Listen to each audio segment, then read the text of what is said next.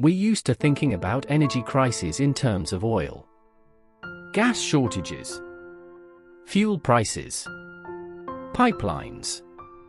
But the next global energy crisis might not be about fuel at all. It might be about a metal, a reddish, ordinary-looking metal that quietly powers almost everything. Copper. Every time you flip a light switch, charge your phone, or plug in an electric car, you're relying on copper. Because copper is one of the best electrical conductors on Earth. And as the world electrifies, demand for it is exploding. According to S&P Global, global copper demand is expected to rise from about 28 million tons today to over 42 million tons by 2040, a roughly 50% increase. Why? Because the future runs on electricity, electric vehicles, renewable energy, power grids, data centers, and all of them need copper. A single electric vehicle, for example, uses about 3 times more copper than a traditional gas-powered car. Here's the problem. While demand is surging, supply isn't. In fact, global copper production is expected to peak around 2030 and then decline. By 2040, the world could face a 10 million ton annual copper shortage. That's not a small gap. That's roughly a quarter of total demand missing. And even if recycling increases dramatically, it won't be enough to close that gap. This is what experts are calling a structural supply crisis. Not a temporary shortage. A long-term bottleneck. So why not just produce more copper? Because mining copper is slow. Very slow.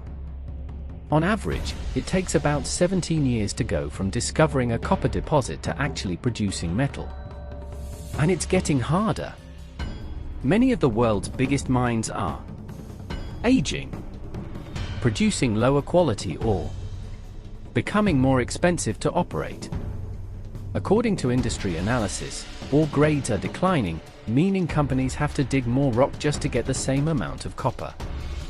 At the same time, environmental approvals take longer. Costs are rising. New projects are often delayed. So even if we know demand is coming, supply can't respond quickly enough. Here's the twist. Copper isn't just another commodity. It's essential for solving climate change. Solar panels, wind turbines, and electric grids all require massive amounts of copper. In fact, the energy transition alone is expected to drive a huge share of future copper demand. But that creates a paradox. To build a cleaner energy system, we need a material we might not have enough of. And if supply can't keep up, it could slow down the entire transition. This is why some analysts warn that copper could become a systemic risk to the global economy.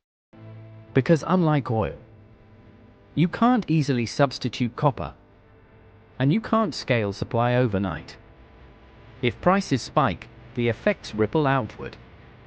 Renewable energy becomes more expensive. Infrastructure projects slow down. Electric vehicle adoption becomes harder.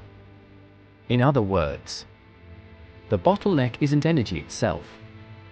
It's the material needed to deliver it. This is already changing global strategy.